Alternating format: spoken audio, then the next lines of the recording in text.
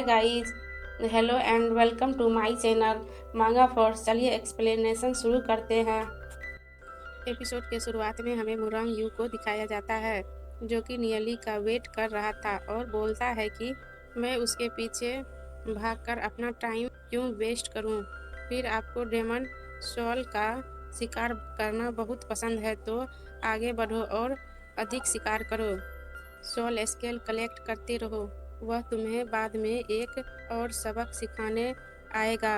फिर scene shift होता है और नियली भागते हुए बोलता है कि वह पकड़ने में इतना टाइम क्यों लगा रहा है। लगता है वह मुझसे फिर से सोल का स्केल चुराना चाहता है, मेरा फायदा उठाना चाहता है। कोई मौका नहीं दूंगा।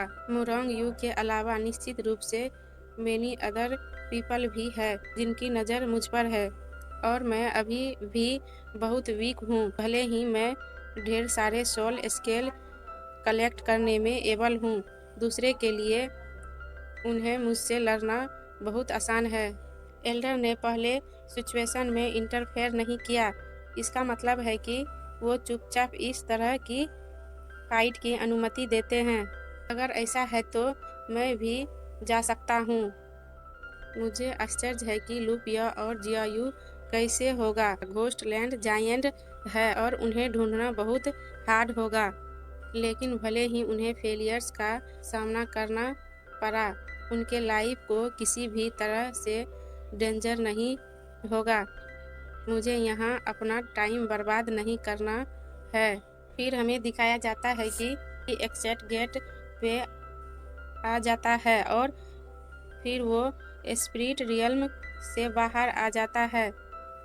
फिर कुछ पीपल नियली को बाहर आते हुए देखकर कुछ पीपल्स बात करते हैं कि क्या वह नियली नहीं है, अभी एक ही दिन हुआ है, लेकिन मैंने रैंकिंग में उसका नाम नहीं देखा है।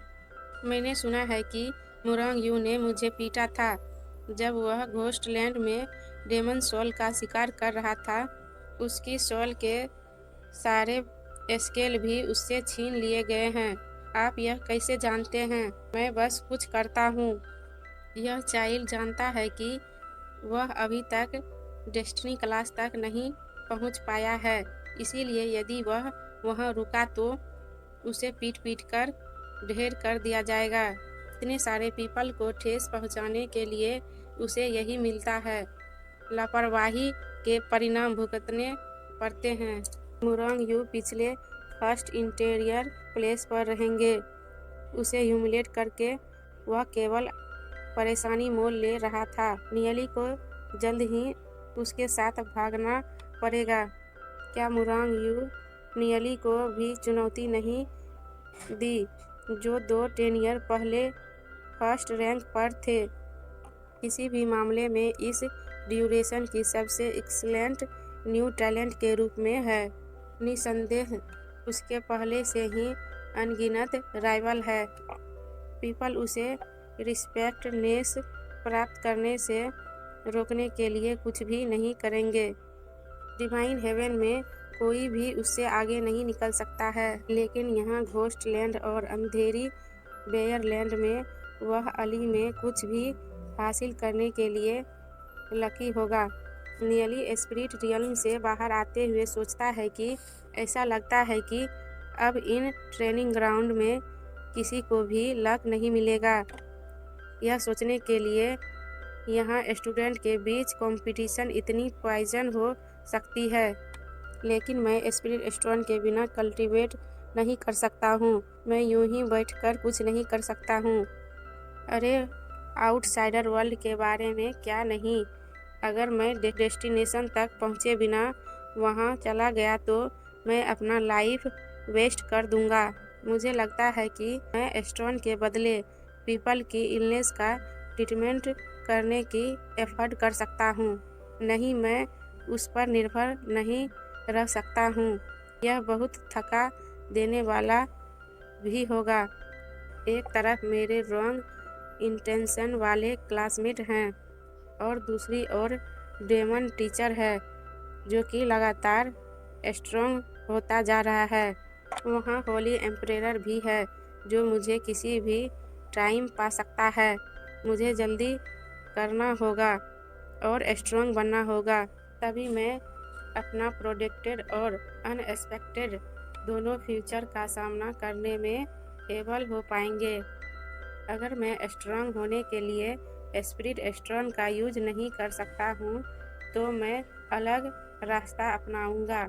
एनी अदर ऑप्शन नहीं यहीं है। पे हमारा मैं एपिसोड एंड दुख, होता है। स्वप्न, डेमन और कॉलड्रॉन को तब मांगा तक फोर्स को जरूर प्रकट नहीं लाइक करना एंड चाहता था सब्सक्राइब जब करना तक मत कि भूलिएगा। रियल में और ऐसा कुछ नहीं सजेस्ट करना पड़े। या फिर क्वेश्चन नियली पूछना वहाँ हो से तो जाते हुए कमेंट सोचता बॉक्स है में कि ज़रूर अब कमेंट जल्द ही कीजिएगा। केवल गुबाई ही मेरी हेल्प कर सकती है।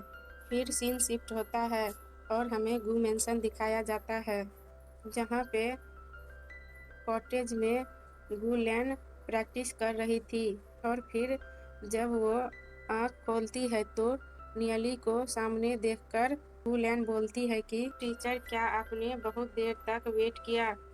फिर नियली बोलता है कि मैं इतना ज़्यादा वेट नहीं किया हूँ, मैं बस अभी आया हूँ। लेकिन यह एकेडमी सेफ नहीं लगता है और मुझे कुछ जल्दी करना चाहिए। लेकिन यह हाउस ज़्यादा सेफ नहीं लगता है, यहाँ तक कि मैं भी आसानी से अंदर जाने में एबल था। होप है, अगर मैं किसी भी तरह से प्रैक्टिस किया हो तो मैं माफ़ी चाहता हूँ। फिर गुलेन बोलती है कि मैंने बहुत समय पहले ही उनके लिए एनी वैल्यू रखना स्टॉप कर दिया था कि अगर मैं मर गया तो चीज़ें निश्चित रूप से गड़बड़ हो जाएगी। नॉर्मल पीपल अंदर आने की हिम्मत नहीं करता है। फिर नियली बोलता है कि ऐसी बात है। उसके बाद नियली बोलता है कि तो अब आपकी हालत कैसी है? नियली से बात करके गुलेन अपनी बॉडी से पॉइजन निकलने लगती है और बोलती है कि आपकी चिंता के लिए थैंक्स। आपके प्रिस्क्रिप्शन का पालन शुरू करने के बाद से मैं काफ़ी बेहतर फील कर रही हूँ।